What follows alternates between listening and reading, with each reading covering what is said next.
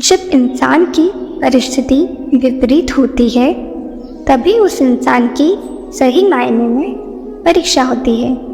आपके पास वही 2 हाथ, 2 पैर और फैसले लेने की क्षमता है जो दुनिया में आपकी परिस्थिति में किसी के पास भी हो सकती है, लेकिन विवेक और चित्त नहीं है।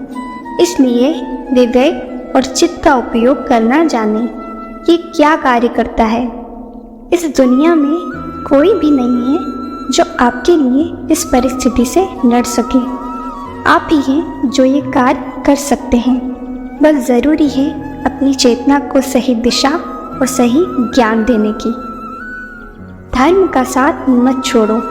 जीवन में कितनी ही कठिनाइयाँ आए, लेकिन आप धर्म का साथ ना छोड़ें, क्योंकि हो सकता है कि अधर्म के साथ रहकर आप तत्कालीन लाभ प्राप्त कर सकते हो, लेकिन जीवन के किसी भी मोड़ पर आपको इसका भुगतान करना ही होगा।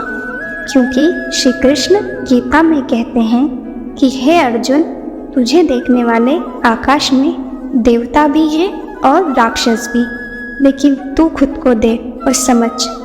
खुद के समक्ष धर्मपरायण बन। यदि तू धर्म की रक्षा करेगा तो धर्म तेरी रक्षा करेगा। तुम जो मानते हो वह महत्वपूर्ण है। व्यक्ति क्या है यह महत्वपूर्ण नहीं है, परंतु व्यक्ति में क्या है यह महत्वपूर्ण है।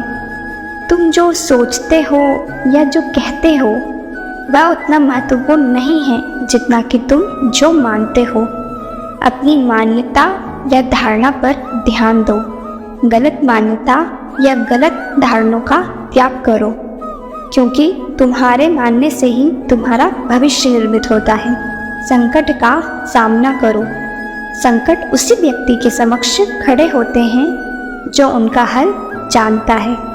सफलता का रास्ता आपके खिलाफ खड़ा गया विरोध और संकट ही बनाता है। अर्जुन सबसे बड़ा योग्य धनुर्धर था, तभी तो उसके समक्ष कई चुनौतियां खड़ी की गई थी। समस्या का समाधान ढूंढना। कहते हैं कि जब बुरा हो तो हमें उससे एकदम से लड़ने की बजाय उसे समझकर उसका समाधान खोजना चाहिए और तभी पराक्रम करना चाहिए। पांडवों के समक्ष कई तरह के संकट खड़े हुए, जिसे भीष्म पितामह और द्रोणाचार्य को मारना नामुमकिन था, और इससे भी कठिन था जयद्रथ का वध करना, क्योंकि उसका वध करने वाले का स्वतः ही वध होने का उसे वरदान था। परंतु सभी तरह की समस्याओं का समाधान ढूंढा गया और तब उस पर कार्य किया गया। तो ज़रूरी है कि समस्याओं पर चिंता करने के बजाय उसका समाधान ढूंढना। जो परिस्थितियाँ आपके बस में ना हो उनके लिए अधिक चिंतित ना हो। वे समय आने के साथ स्वयं ही सामान्य हो जाएंगे। परंतु अगर आपको लगता है कि कुछ परिस्थितियों को उत्पन्न करने में आपकी भागीदारी रही है, तो ऐसे में धीरे धीरे उन्हें यथोचित युक्ति के साथ सुलझाने का प्रयास करें। हर हालत में धैर्यवान रहकर ईश्वर पर विश्वास रखें। समय से बलवान कोई नहीं। चाहे कितनी भी मुश्किल परिस्थिति हो, समय के साथ सब सामान्य हो जाती है। कितनी भी गहन अंधकार वाली रात्रि हो, कुछ पलों में सूर्योदय अवश्य भावी है।